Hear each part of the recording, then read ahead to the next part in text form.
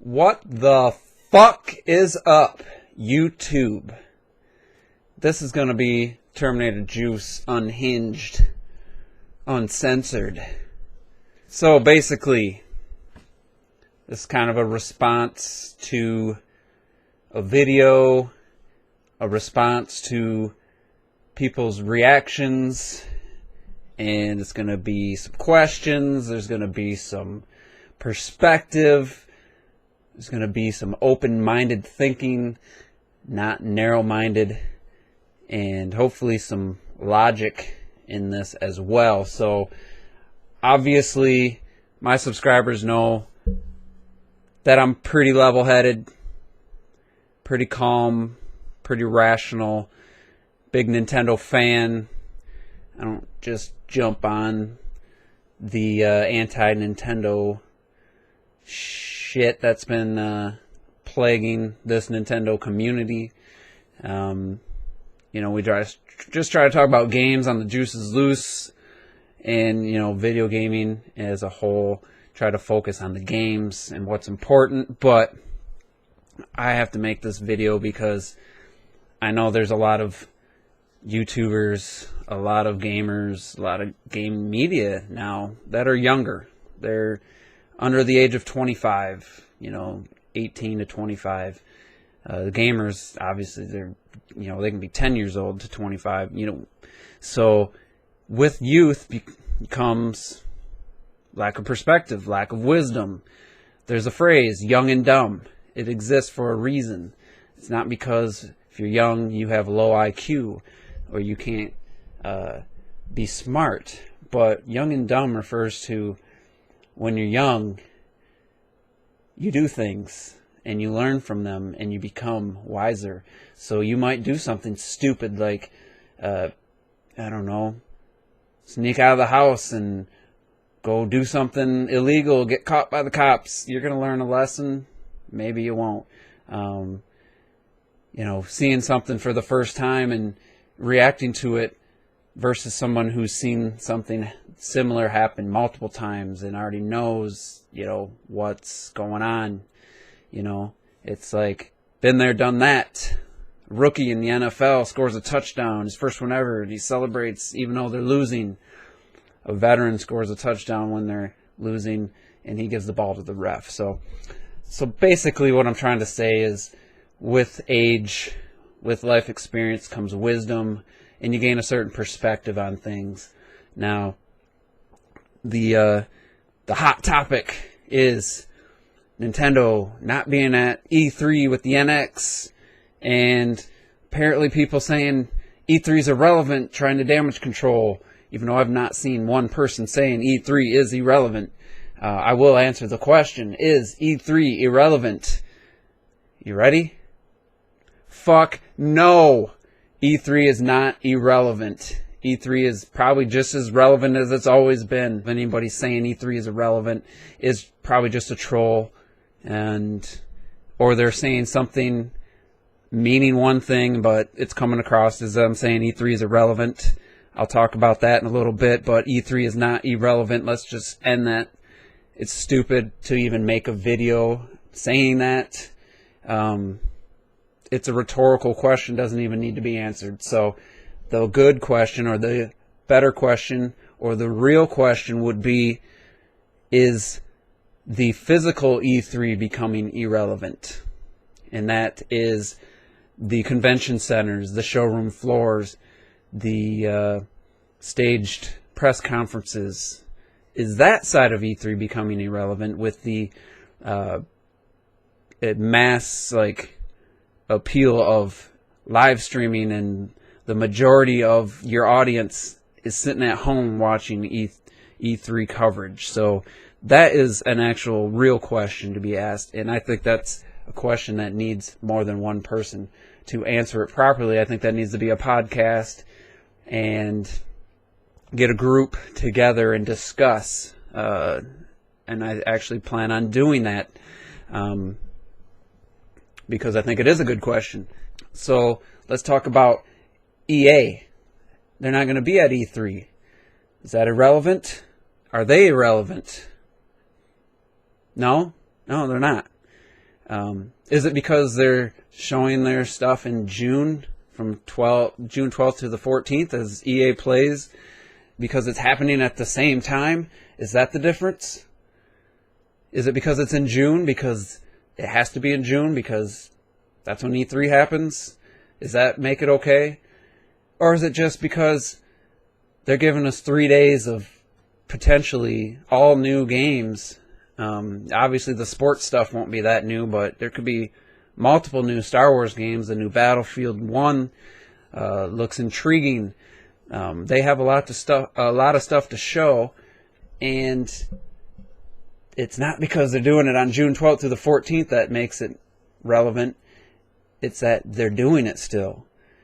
If they were doing this May, let's say 28th through the 31st, would that make it any less relevant because it's not happening right before E3?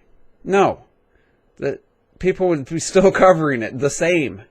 The press would still cover this. If some amazing Star Wars game made by, what is it, Respawn or somebody, it's still going to get covered. EA just decided, hey, we're going to do our own thing. We're actually going to do it during when Sony and Microsoft are doing their press conferences. Our coverage is going to start on Sunday and go into Tuesday and kind of overlap E3. That might even be looked at as potentially trying to compete with E3. I don't know. I don't know their decision. I'll have to wait till see how they do it, how everything's timed. If they stop broadcasting so that Sony and Microsoft can do their press conferences, that'll tell us. But it's not that it's June 12th through the 14th. It's that there's going to be a bunch of new stuff shown. And hopefully, Battlefield 1 is not going to be just cinematics and stuff. And they'll actually have some gameplay to show. But yeah, it's still going to be relevant. Not because of the timing, just because of everything they're going to show. Activision, they're not having a booth. They didn't get showroom floor space at E3. Does that make them irrelevant? Well, Terminator Juice, they're still going to show off Call of Duty in Sony's booth, in Sony's press conference. It's still happening at E3. Yeah, it is. Because it's smart. Make Sony spend the money to show off your game. That's just smart. All they have is one game anyway, Call of Duty.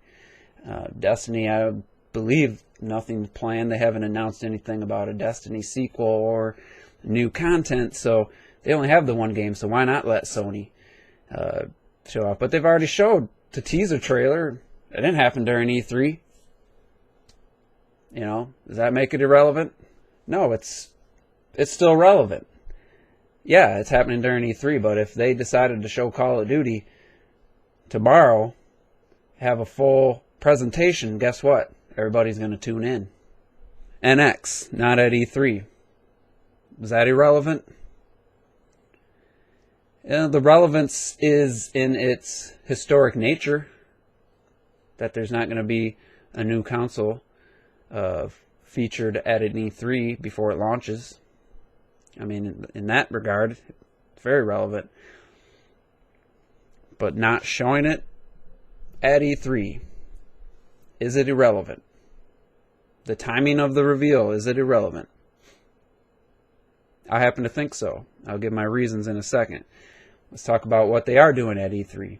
They're showing off this new Legend of Zelda game last year. The biggest complaint. Why no Zelda? This is so stupid. Nintendo's not showing Zelda. Well, they're showing Zelda. And whether or not it's good or a strong move to show only one game at E3, that's completely debatable. I could see both sides. But what I want to ask, yes or no? Just yes or no. 9 a.m. Pacific time, June 14th. The entire gaming world, fans, media, publishers, developers, yes or no, are they all going to stop what they're doing and tune in to the Legend of Zelda presentation to see what Aonuma and his team have cooked up for this massive open world Zelda game that breaks conventions of Zelda and apparently has some brand new mechanic. Well, they didn't specify if it was brand new to Zelda or just a brand new mechanic for gaming. Yes or no? Is the entire gaming world going to stop what they're doing and tune in? Of fucking course they will. It's Zelda, and everybody from the Nintendo hater to the Nintendo fan is going to be watching it, making videos. There's going to be forums. IGN, what do you think? Between after 9 a.m. Pacific time to 10 p.m., what time do you think their main page will be The Legend of Zelda and whatever the title is? How quick? GameSpot, Polygon, Destructoid. It doesn't matter unless they're only Sony or Microsoft. Like, I don't even know any, but there's got to be some. It's going to be The Legend of Zelda and the Magical Book, whatever it's called. That's going to get 100% of the attention at E3 for that moment. Now, what we don't know is if it's going to be deserving of a full day, if it's going to be so mind-blowing that we're going to be like, no wonder they wanted to only show this game.